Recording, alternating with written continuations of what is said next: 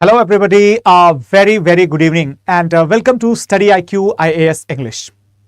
I'm Abhishek Singh and today I'm in front of you with this new part of our lecture series, that is the classical dances of India.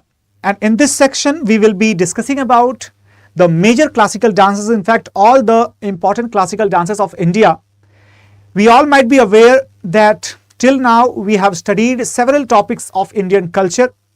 In fact, in our previous class, which took place on Friday, in that particular class, we had covered the basic features that is important to learn before learning the exact classical arts of India. In fact, on the Saturday, you might have seen the UPSC Civil Services Mains Exam analysis, and therefore the classes were not held on Saturday. However, today we are going to cover the remaining part of this particular topic. So let's get started without any further delay. But before beginning, let me just tell you one thing, that how many of you have seen any performance of the classical dance? Anybody who might be having a little bit of fondness, a little bit of interest in watching the classical dance performances, you might have observed that they have got a very specific grace in their occasions. Not just that, the classical dances actually, they have the elements directly driven out from the history, and that is why they are very crucial and very significant indicators of our cultural heritage. So today we will be learning in quite much detail about this particular dance performance. So let us proceed, but before that let me just tell you something very important, that guys, the September evening batches are going to start from 22nd of September, and these batches basically they are targeting 2024, and here from the prelims up to the interview stage everything will be provided in a comprehensive manner. So you are requested to kindly check these courses, and in fact these are available in English and Hindi. Every requirement which is there for any candidate to crack this examination, like comprehensive syllabus coverage or current affairs or mains preparation or everything else, that is available in these batches. So you can go and check the batches. In case if you want to enroll, so do not forget to use my code ASR live, because this particular code will be there to help you to reduce the fees to the least possible price of 29,999. Anyway, so let's get started, but before proceeding, kindly share this session with your friends so that they can also start and they can also join the session along with us now. So first of all, we will be beginning with the first classical dance, that is Bharatnatyam. So here Bharatnatyam is basically the classical dance which is the oldest in India. The source, how do we know that? This dance is actually referred to and it is mentioned in the Natya Shastra written by Bharat Muni. Okay, Natya Shastra written by Bharat Muni, and originally this dance was called as Dasiyattam. So what is the sequence here to remember? Natya Shastra mentions this particular dance, and which is written by Bharat Muni. Okay, we have covered that in the previous lecture, and there we saw that this is the oldest text except the Samaveda, of course. This is the oldest text related to the performing arts, and this book is actually having the mention of Bharatnatyam. So that's why Bharatnatyam is the oldest classical dance. Okay, now earlier actually Bharatnatyam was called as Dasiyattam. What is the meaning of Dasiyattam? Dasiyattam means the dance performance done by Devdasis in the temple. Devdasis in the temple. Okay. Not only that, there was initially, there was a folk dance, or not so classical you can say. This dance was called as the Sadir.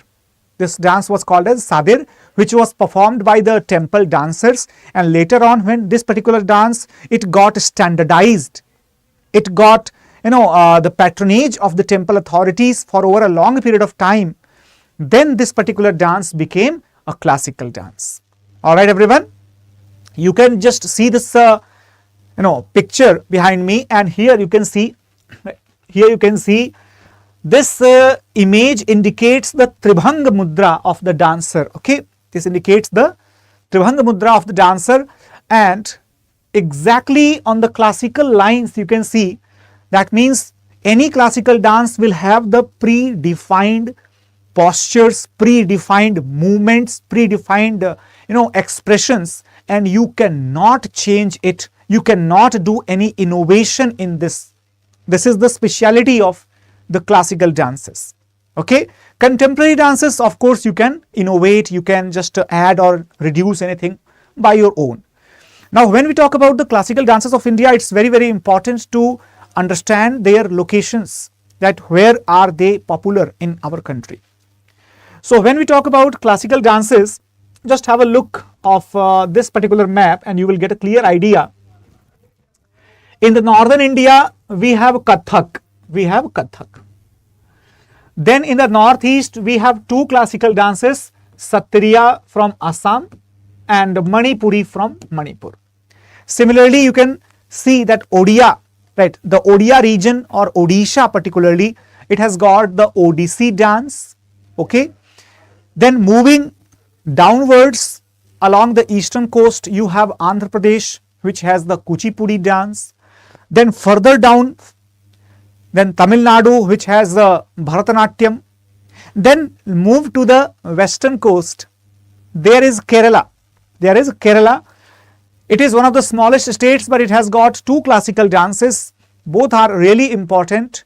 The one is Kathakali and the second one is called as the Mohini Atam. All right, everyone. Each of these dances, they have their own features, their own specialities, about which we will be talking in this session. So, first of all, let us understand the important features of Bharatnatyam. Now guys, remember these terminologies, right, or in fact try to learn these terminologies because these are really crucial.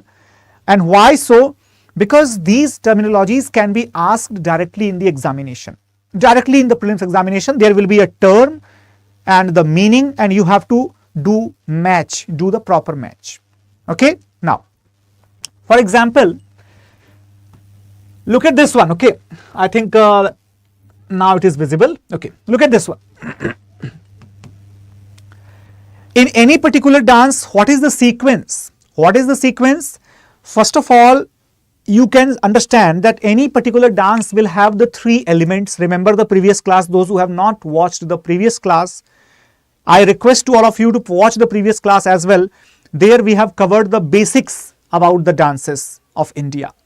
In that we have the Nritya, okay, then we have the Natya, and then we have the Nritya. Nritya, Natya and Nritya. So these three elements, Nritya, that means pure technical dance.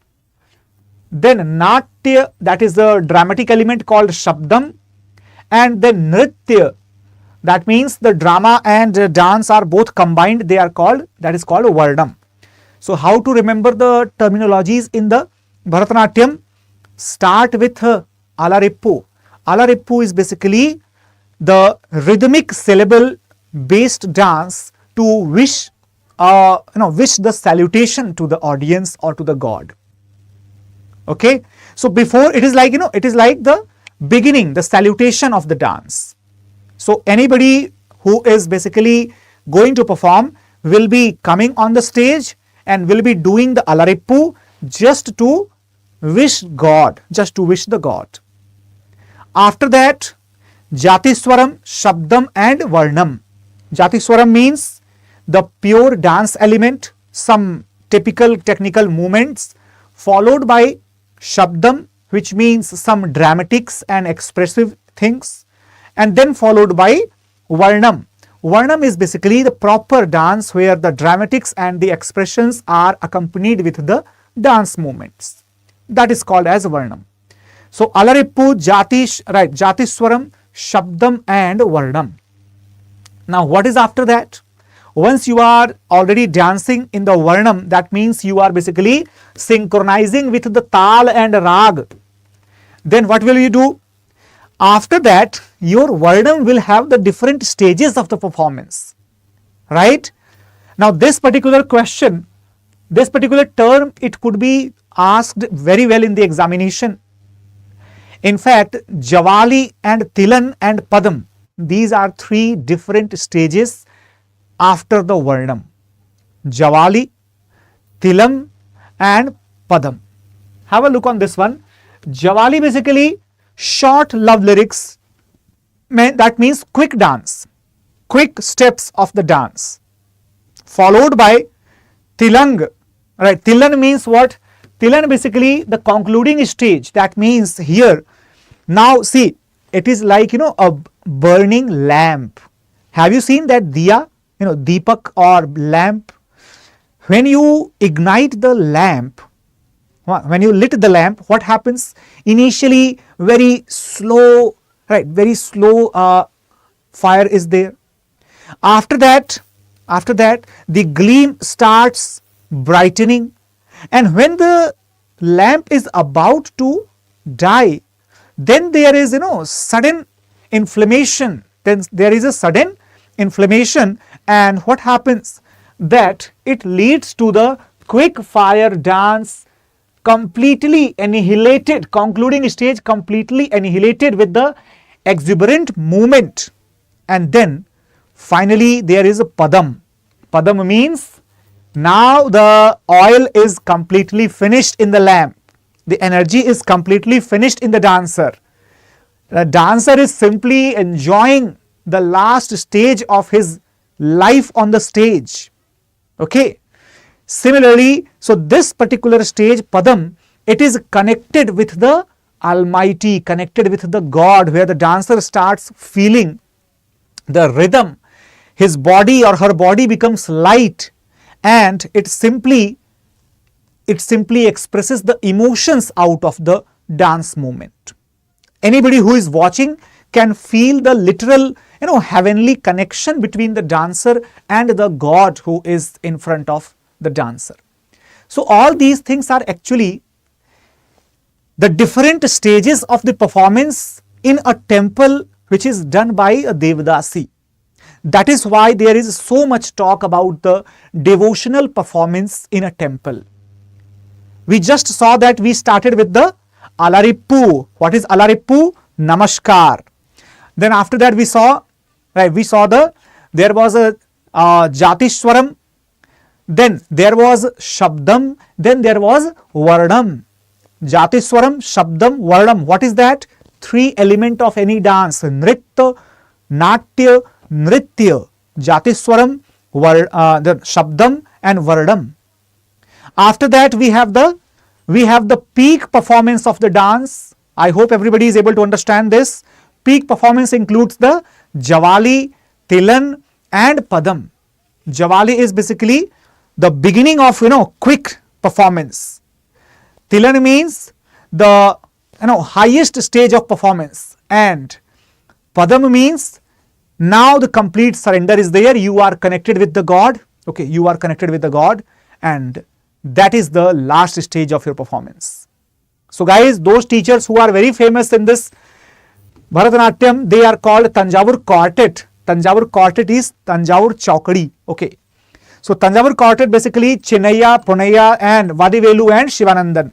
These are the four names which who are very, very important dancers. Now, what is Madanika? There is a question, very, very important question. Madanika. Now this is again, guys, whichever terms I am highlighting for you, these terminologies should be noted down in your notebooks, or these should be there in your collections, because Madanikas are basically the dancers. They are actually those dancers, who are there to dance with the Gandharvas. Gandharv and Madanika, they are the characters of the basically the Samaved or Samaved, right? When we say that music and dance both are contained in the Samaved, so the description of Gandharvas and Madanikas are also found there.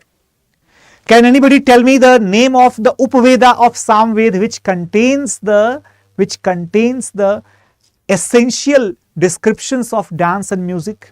Anybody in the comment box? Tell me. Now moving to the other details. So guys, here let me just tell you one thing. Bharatnatyam is actually having both Tandav as well as Lasya aspect. That means the men as well as the women both can perform this dance simultaneously. There is no such categorization. Okay everyone? And at present there are some famous performers like Rukmini Devi is there, Yamini Krishnamurti, Lakshmi Vishwanath, right? Mridalini Sarabhai. These are some famous performers. Alright. Those mudras which I had shown you in the previous lecture, those mudras are actually used in this particular dance. Now, so Sandeepan, I hope you got the answer. Madanikas are basically the celestial female dancers usually depicted on the South Indian temples as the decorative sculptures. Okay. Now coming to the next classical dance, very, very important, Kuchipudi. Now guys, Kuchipudi is the classical dance of Andhra Pradesh, and like every other dance, even this was the folk dance. Once upon a time, it was a folk dance. Later on, it got the patronage of the Bhakti movement saints, and it also got the patronage of the ruling elites, and then it attained the status of a well fabricated, well categorized, well documented dance form. In short, the classical dance form. So, who was the person behind this all change? It was Siddhendra Yogi. Remember the name? Siddhendra Yogi. Guys, who is Siddhendra Yogi? He is basically a Bhakti age saint of Telugu origin who had written a very important play or book basically. That important play that is called as Bhama Kalpam. Okay, Bhama Kalpam. Who is Bhama?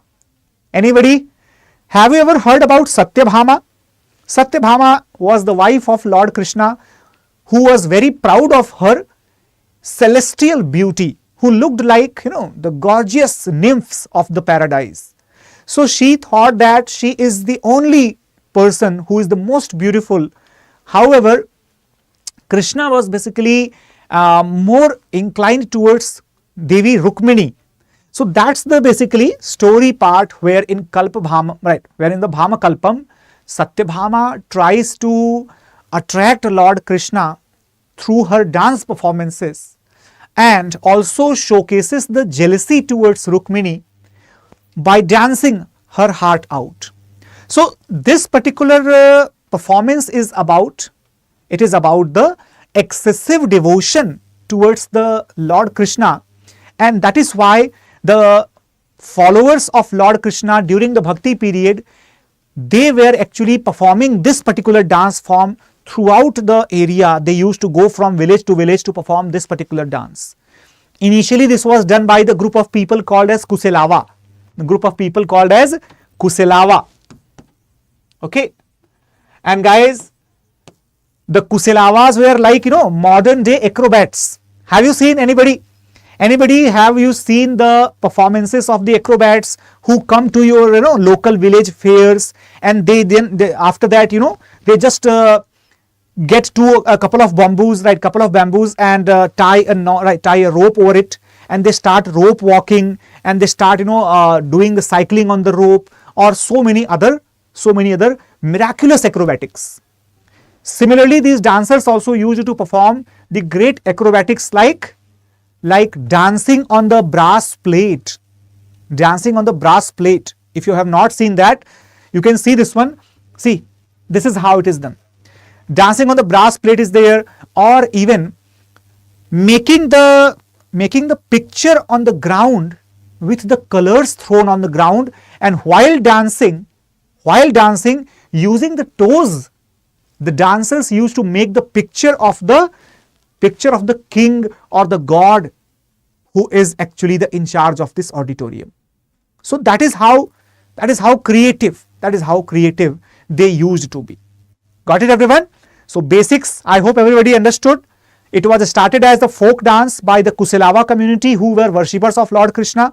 Then Some of them actually turned the bhakti saints. One of them was Siddhendra Yogi, who was actually the writer of Bhama Kalpam. From that particular writing, this dance attained the status of classical dance. Okay, it has the subjects. It has the subjects of Bhagavat Puran and other Puranas narrating mainly the story of Lord Krishna, and the most famous one is, however, Bhama Kalpam, that narrates the story of Satyabhama, Krishna and Rukmini, that story. Then if we talk about the royal patronage given to this particular dance, so guys, the royal patronage was actually,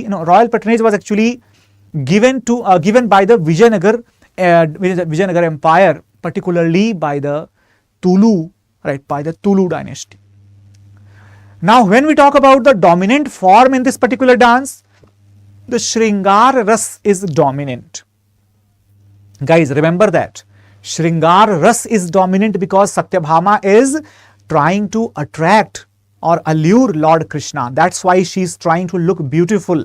Shringar, affection, and at the same time, this dance has got two, or in fact both the aspects. The lasya aspect, that is the affectionate and kind perspective, where Satyabhama is very affectionate towards Lord Krishna, and Tandav aspect is also there, where Satyabhama is actually showing the anger towards Rukmini, for Krishna is actually more fond of Rukmini.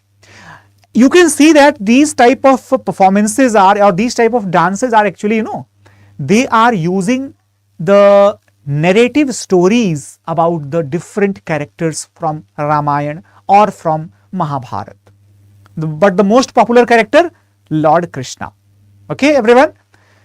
Now, when we talk about certain features or certain elements of this particular dance, so let me just tell you one thing, that in this particular dance performance, you can see Sabdam, Tarangam and Jalachitra Nrityam. These are three essential elements. Everybody must remember the three essential elements of the Kuchipudi dance. What is a Sabdam, my dear? Sabdam is exactly the same as it used to be in the Bharatnatyam. That was the combination of slight dance but more drama. It was basically the dramatic portion of the entire performance. Here, the Sabdam portion is actually narrating a story while the dance is going on with the help of the dance. Guys, remember that in this stage or this phase of the Kuchipudi, the dancers are allowed to speak. UPSC had asked a question in the prelims examination that consider the following statements about Kuchipudi or about the Indian classical dances. There was one statement which was saying that the dancers in Kuchipudi are not allowed to speak a word. The second step was there, second statement was there, which suggested that the dancers in Kuchipudi dance by standing on the edges of the brass plate and with the brass wares kept on their heads. And yes, the second statement is right. The first statement is not right, because the dancers in Kuchipudi, they are allowed to speak, they are allowed to say the dialogues. Under which performance? The performance which is called as Sabdam. Sabdam. And guys, remember that the most famous Sabdam, that is the Dasavatar Sabdam, Krishna Sabdam, Ramayana Sabdam, Manduk Sabdam. Okay, Manduk Sabdam, what is that? Has anybody heard that story where there was a frog, in the well, and after that, there was a prince going on there, and once that prince heard the cloaking sound of the frog, then he tried to recover him out of the well, and then that frog became a beautiful princess who married with the prince. That is a story very famous. I hope everybody has heard that. That story was basically, demonstrated with the help of dance performance under the Kuchipudi. That is the one. What is Tarangam? What is Tarangam? Tarangam is basically standing on the edges of the brass plate and giving a dance performance. So these dancers are basically doing Tarangam. standing on the edges of the brass plate with a pot of the brass on the head, and then they are performing. After that, the next stage is next part of the dance is called as a Jalchitra Nrityam. Jalchitra Nrityam. What is that? Look at the talent of the dancers. They are able to draw the pictures. I told you that drawing the pictures is called as Jalchitra Nrityam. How do they draw the pictures? Using the toes of their feet on the ground, right? That is how. Some famous dancers include, I think you can remember the names: Radha Reddy, Raja Reddy, Yamini Krishnamurthy, Indrani Rahman, etc., etc. Dancers, it is very unlikely that they are going to ask in the examination, but UPSC has already asked this type of details. So no surprise that they would be asking from Manipuri or Kathakali or any other dance. Not at all surprising. So it is our duty.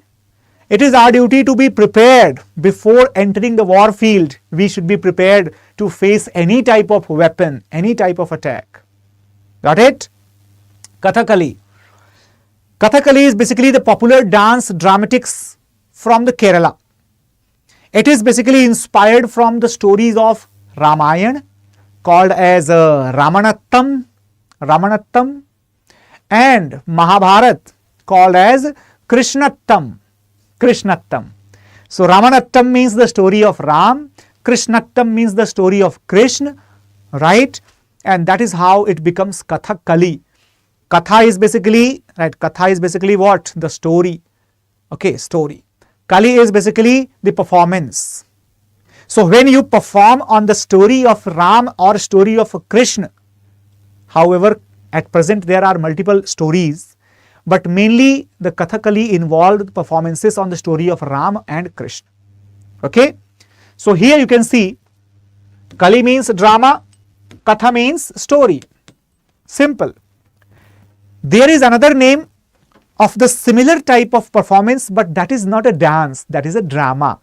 That's called as the Kudiyattam. Remember guys, Kudiyattam, right? Kudiyattam is one of the oldest traditions which is still continuing since 2000 years, and the Kudiyattam is the world's intangible cultural heritage. Okay, intangible cultural heritage, which is actually the oldest Sanskrit theatre in the entire world. So that's why this is very, very important. Kudiyattam is really important. Now, moving further, Kathakali is basically famous for their beautiful masks that the dancers wear. Anybody has seen the performance of Kathakali live or even on the Doordarshan also? They can, they are still showing on Doordarshan. So when you see this particular face, there are different colors. You can see the red color, yellow color, green, black, all these colors. All of them have got the distinct meanings, different meanings. For example, when we see the yellow color is basically, for the saints. It is for the saints. Similarly, this white is also for the saints. But yellow color is actually for showing the innocence. Yellow color. White color is basically for showing the age and maturity and wisdom, the divinity. And the green is actually, the symbol of, the basically you can say the normal face is there. Where we can have the distinct colors, right? Where we can have the distinct colors. Basic face is painted green. Okay. Now here, if we say black, okay. So black is evil and green is noble. Black is evil and green is noble. These are the basic colors. Red is actually dangerous when it is in the eyes or near the eyes. But the same red is royal when it is at the smile, near the cheeks. So it is actually, the combination of the various colors which showcases the basic characterization of the dancer. suppose if this dancer is a demon, then the entire face will be painted in the red color. Anybody who might have seen the movie Kantara, or there are I think few Malayali movies as well where they showcases the face of the demon, right? I think probably you might have seen that movie called Ratsasan. Ratsasan is there, which is I think, I'm not very sure about the language, but one of the 4 South Indian languages, probably Telugu or maybe Kannada movie, right? And that is actually dubbed in the Hindi as well. So that movie also shows the red faced or red painted face of the demon. Got it? So that's a very, very important thing. Now, I might be wrong in quoting the movies because I do not actually remember the name of the movies, but yes, definitely one of the movies, in fact many movies are there which showcase or which try to display the face of the demons in the red painted one, right? Exactly here also the same procedure is followed. Now talking about the music, etc.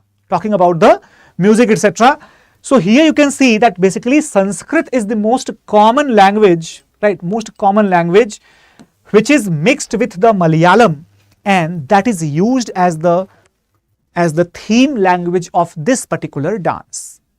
Okay, everyone? Not only that, the stories are also derived from the Sanskrit epics like Ramayana and Mahabharata. And when we say the most important part of the Kathakali, that is the eyes and the face of the dancer, they are the most crucial part. Look at this face. Okay, this is actually showing the rage and disgust at the same time.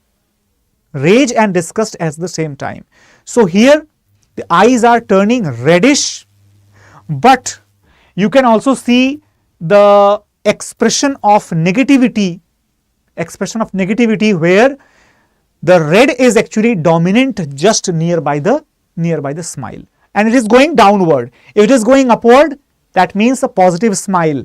Downward means aggression or sadness. That is how they are showing it.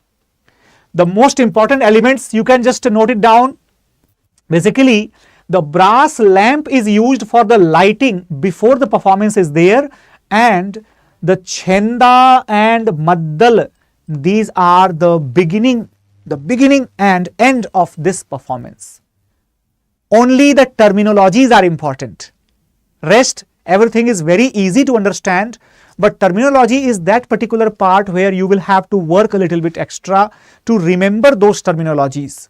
It is my request that once you are watching this lecture, you are done with that, kindly note down these terminologies and their meanings, right? And this will be very much helpful for you. Now here, famous dancers, they include the Guru Kunchukurup, Gopinath, Kottakkal Shivaraman, Rita Ganguly, etc. So these are some famous dancers, my dear. Now moving from Kathakali to Mohini Atam, the another dance from Kerala only. This particular dance is really crucial. Why? So because Mohini Atam is the dance performance of Lord Vishnu in the Mohini avatar to allure the demons or the asuras and to take them away from the nectar, Amrit. Okay, this is the one story.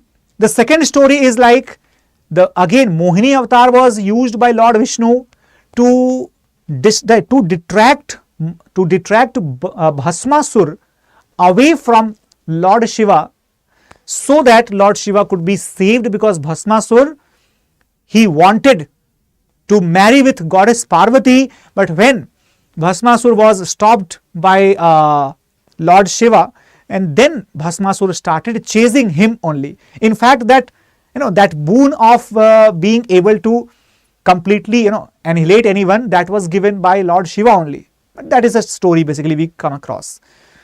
So these are the Puranic stories. These might be true, might not be true, that is a different thing altogether. However, the dance is really famous, highly feminine in character, highly enriched with the lasya aspect of the dance. Lasya aspect means the feminine aspect.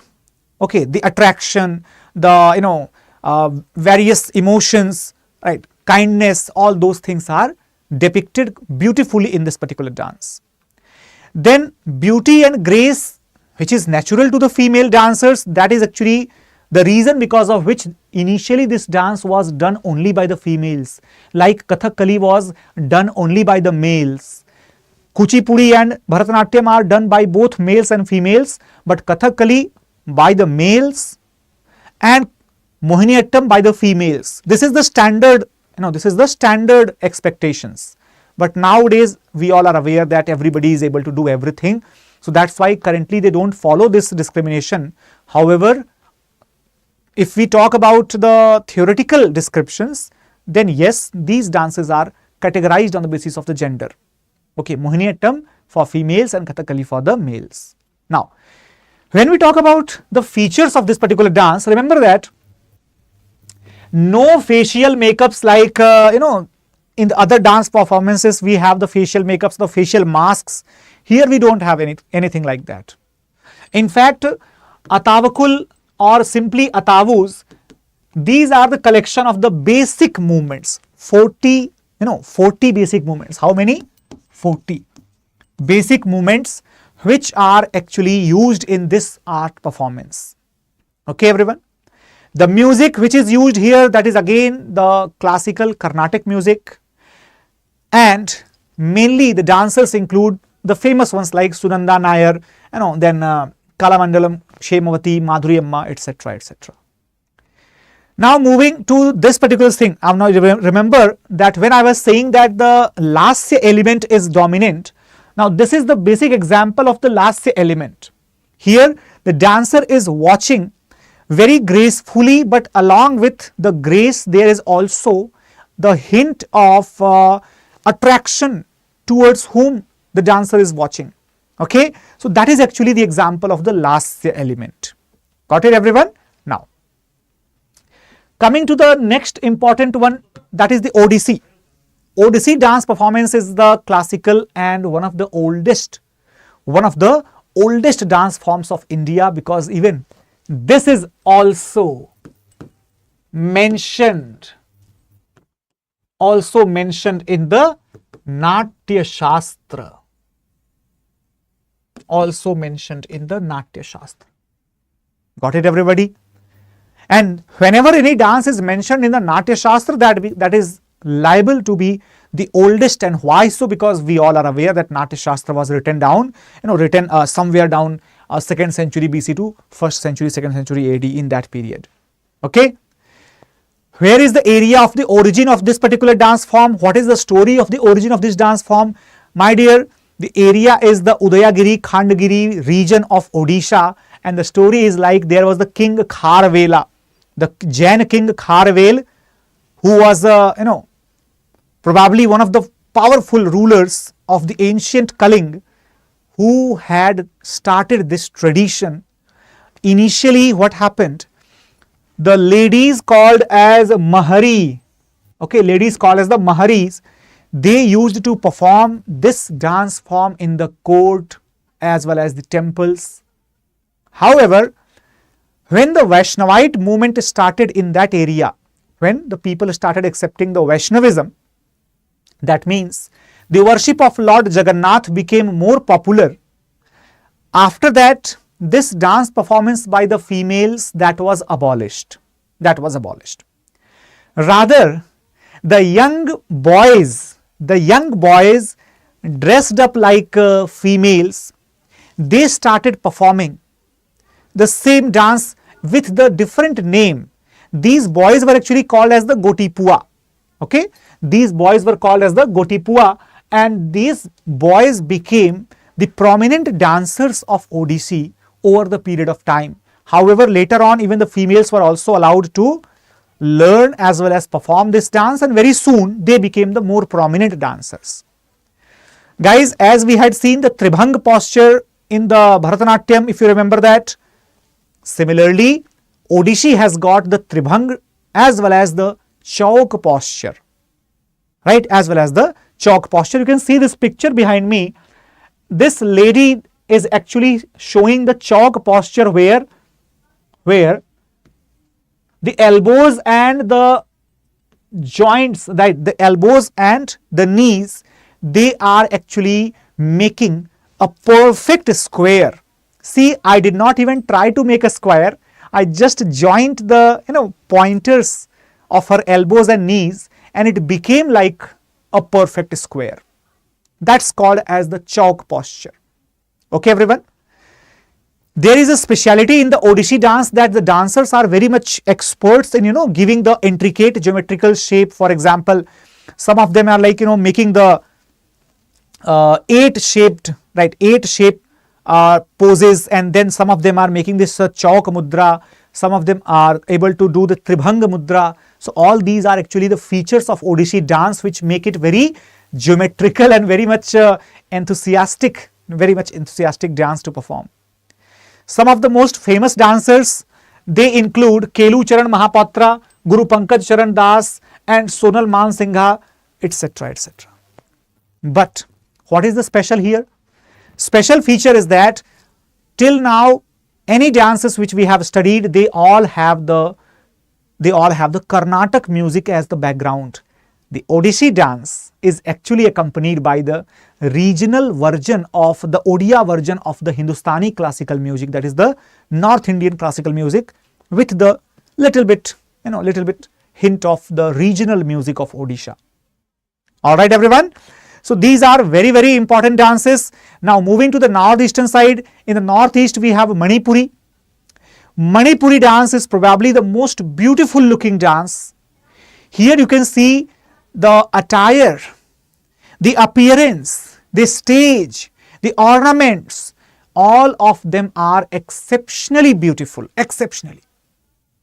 Manipuri dance is a very popular classical dance performed by mainly the worshippers or the performers who intend to worship Lord Krishna as their deity. Okay, so this is basically patronized by the Meitei communities of Manipur, right everyone, Meitei communities of Manipur. However, this dance was actually revived by Gurudev Rabindranath Tagore at Shantiniketan. This year's mains examination had a question from Rabindranath Tagore on the perspective of probably education and nationalism and its comparison with Mahatma Gandhi. If you understand the basic philosophy of Rabindranath Tagore and his education, remember that his education had the arts as a very essential part. Not only the dance but also the painting, singing, all the other types of the dances. They all were the essential part of the curriculum in the educational design of Rabindranath Tagore. Remember that. Similarly, the credit of reviving Manipuri to its modern state, that's also with Rabindranath Tagore. Okay. Here let me tell you, this dance actually became popular in the Manipur area since the 15th century, when Vaishnavism became the most important religion in the Manipur region. Earlier, the Manipuris, they used to worship Lord Shiva and Parvati. So this is a dance where the Ras Leela is showed on the stage, right? It is performed on the stage. However, the story says that the earliest Ras Leela that was performed by Lord Shiv and Goddess Parvati, that is how it started being performed. Okay. Now when we move further and let us understand the features of the Manipuri dance one by one. So the most important feature that it has the elements of both Tandav as well as the Lasya, but the primary element is Lasya. The primary element is Lasya. Why so? Because the dancers are trying to please Lord Krishna. Okay.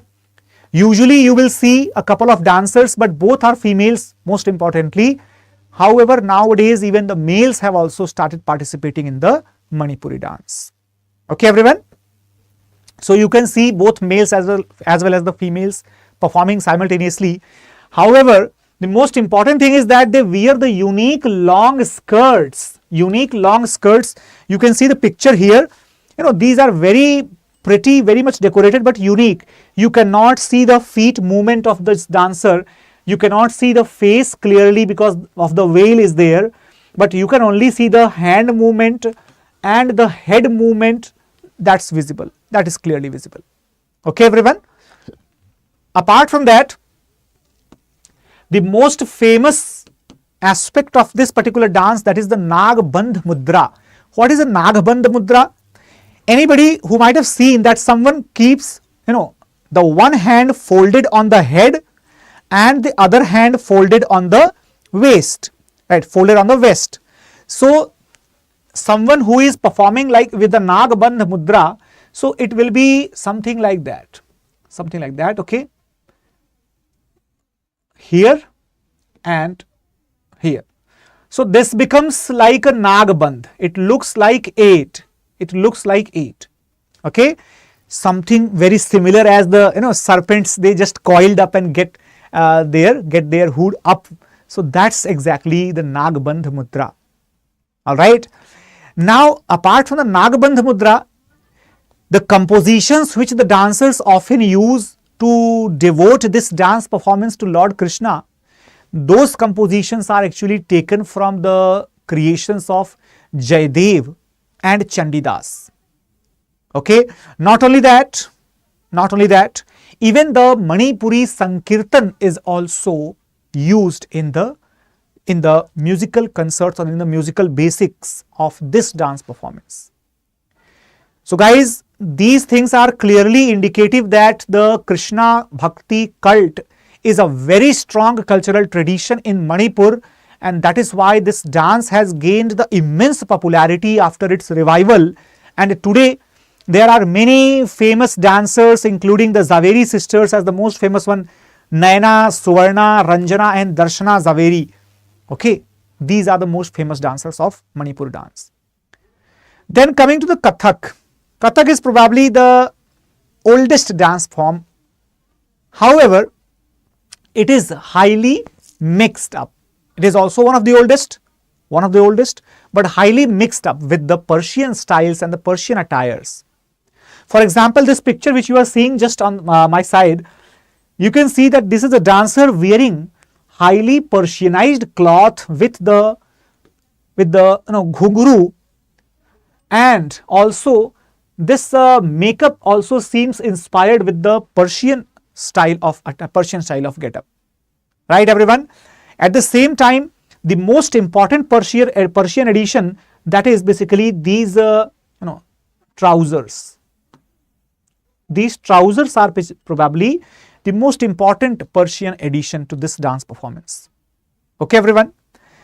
What is Indian then? Indian is basically the Alpana, right? The Alpana or Mahavar. So these Mahavar, okay? These Mahavars, these are the most important aspect of the Indian cultural decoration, right? And that's why this is actually the combination of both of them. So when we talk about the Kathak, what is the Kathak? Kathak is again taken from the Katha. Katha means the story. Kathak means the one who tells the story. Whose story? The story of Lord Ram and Krishna. Okay. So usually the stories of Ram and Krishna both were very popular in the ancient periods, and usually the dancers who were at that time not the classical dancers but the folk dancers, they used to go from place to place, from home to home, and then they used to perform these dance moves by narrating the story of Lord Krishna or Lord Ram. Okay, and they were called as the Kathika. They were called as Kathika. Okay, everyone. So the basic story was the Ras Leela of the Brajabhumi. However, in the eastern parts, even the story of Lord Ram was also heard in that part. Now, when we say the Kathak, what is the speciality of Kathak? The speciality of Kathak is the very quick, very fast and intricate foot movements. Very fast and quick, intricate foot movements are the features. In fact, there are again various stages also in the Kathak as well. Like one of the famous stages is called as the Jugalbandi or there is the tal, there is a kram, okay, there is a kramagat. All these are the basic you can say features or basic stages of the dance performance. But that's not really important to learn. What is more important to learn about Kathak? That it is a combination of the Indian and Persian art with the influence of Persian music, Persian decoration, Persian get-up, patronized by the Persian rulers, initially Mughals, but more famously by the Nawabs of Awadh, right? So that is why at present, recently, right, late Pandit Birju Maharaj, in fact Pandit Birju Maharaj, who died recently a couple of years ago, he was the most famous performer of this dance form. Apart from him, there was Lachu Maharaj, right, there was Damayanti Joshi or Sitara Devi, etc., etc. So guys, remember that these dancers are amongst the the premium protagonists of this performance. Then coming to the last part, that means the last dance which was added to the list of classical dances, probably by the year 2000, that was a Satria. And in the decade of 2000, it was added. Now, when we talk about Satria, is this the very new dance? Of course, it is not. It is one of the oldest once again. One of the oldest. But in its present format, this dance was established, or it was in fact formalized by the sons of Vaishnava Bhakti cult in Assam under the leadership of Shankardeva. Okay, Shankardeva. So Shankardev, basically he was a Vaishnava saint of 15th century, and his monasteries or his mathas were called Satra. It was right, these were called Satra, and despite being mentioned in the Natya Shastra, it is believed that the compositions of this dance performance, the steps, the music, the definitive nature, everything was actually prepared by Shankardeva's followers in the Satra. That is why, my dear, this dance became famous as the Satria dance. That means the dance performed by the Satria people. Okay, the people of Satria.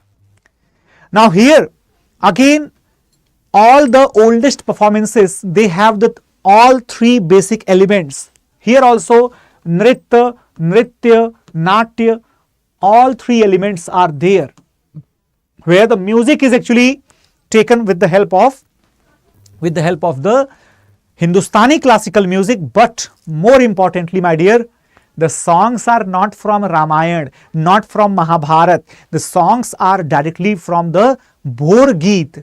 Bhor Geet is basically the composition of Shankardev in the praise of Lord Krishna. That is why this dance is also dedicated to Lord Krishna, like Manipuri, like Kuchipudi, like any other dances. Got it, everyone? So here, what is more important? The more important part is the footwork, as well as the equal emphasis on Lasya and Tandav aspect.